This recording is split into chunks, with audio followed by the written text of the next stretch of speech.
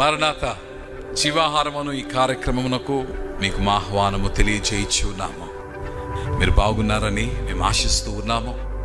దేవుని యొక్క వాక్యము చేత మీరు బలపడుచున్నారని మేము నమ్ముచు ఉన్నాము. మీలో అనేకులు ఈ కార్యక్రమము మీకు ఆశీర్వాదకరముగా ఉన్నదని తెలియచెప్పును బట్టి మేమెంతో సంతోషిస్తూ దేవుని స్తుతిస్తూ ఉన్నాము. Man was made to long God and man was made to rejoice in God.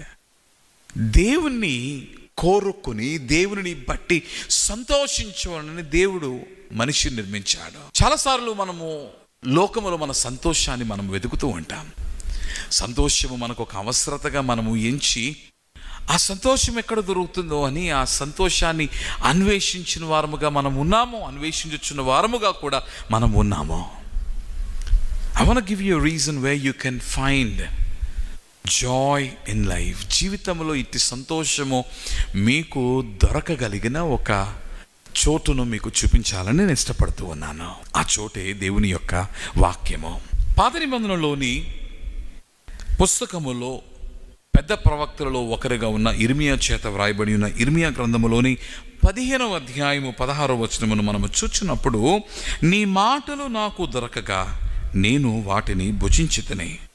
సైన్యములకు అధిపతియగు యెహోవా దేవా, నీ పేరు నాకు పెట్టబడిన గనుక నీ మాటలు నాకు సంతోషమును నా హృదయమునకు ఆనందమును కలుగచేయుచున్నవే. ఇర్మియా ఈ మాటలు వ్రాయిచు ఉన్నప్పుడు he was in a state of deep despair. వేదనతో నిండిన వానిగా ఉన్నాడు. తన జనాంగము చెరగనిపోయిన పరిస్థితుల్లో వారు ఉండి ఉండగా, వారు బందీలుగా ఉండి ఉండగా, స్వేచ్ఛ స్వాతంత్రము వారు అనుభవింపక పరదేశములో వారు బంధకములో మగ్గుచ్చు ఉండగా, అలాగనే ఒకవైపు దేవుని యొక్క వాక్సత్యమును అతడు ప్రబోధించచ్చు ఉన్నను దాని లక్ష్యము చేయక అబద్ధ ప్రవక్తలైన వారు అధికముగా నిండి ఉండగా, ఆ అబద్ధ ప్రవక్తల యొక్క బోధల వైపు వారు మొగ్గు చూపించచ్చు ఉండగా, అట్టి పరిస్థితుల్లో రాస్తూ ఉన్న పుస్తకము ఇర్మియా గ్రంథము. ఆ ఇర్మియా గ్రంథములోని 15వ అధ్యాయములోని 16వ వచనములో అంటూ ఉన్నాడు, all that I was able to eat. నేను భుజించుటకు నాకు దొరికినది ఏమిటి అంటే నీ మాటలు.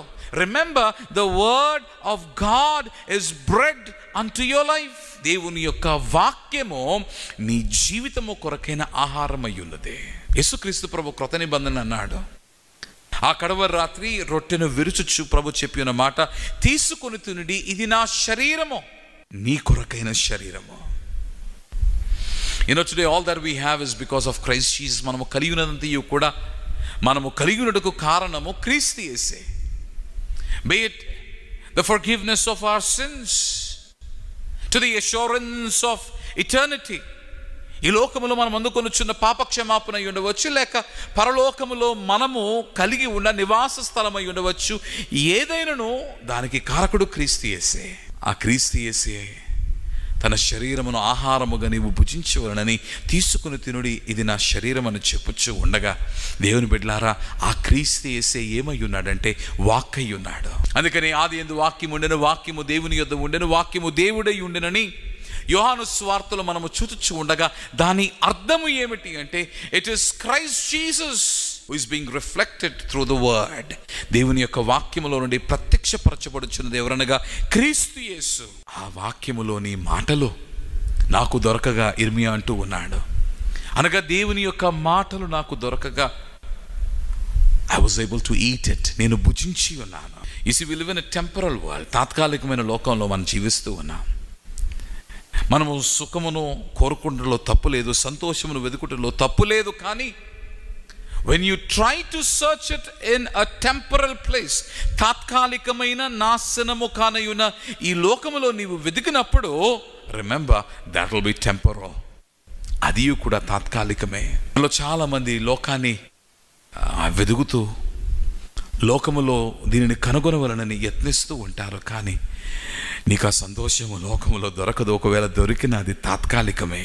బాధలో, వేదనలో, దుఃఖములో ఇర్మియాకు సంతోషం దొరికింది. ఆ సంతోషం ఎక్కడనగా దేవుని యొక్క వాక్యములో. అందుకనే ప్రతిదినము దేవుని యొక్క వాక్యమును చదవండి, దేవుని యొక్క వాక్యమును ధ్యానించండి, దేవుని యొక్క వాక్యమును భుజించి సంతోషముతో నిండి ఉండండి. మే your day be filled with Joy through the word of God. ప్రార్థన చేసుకుందాం. ప్రభువా, నీ వాక్యము వలన సంతోషం అని మేము తెలుసుకున్నాం.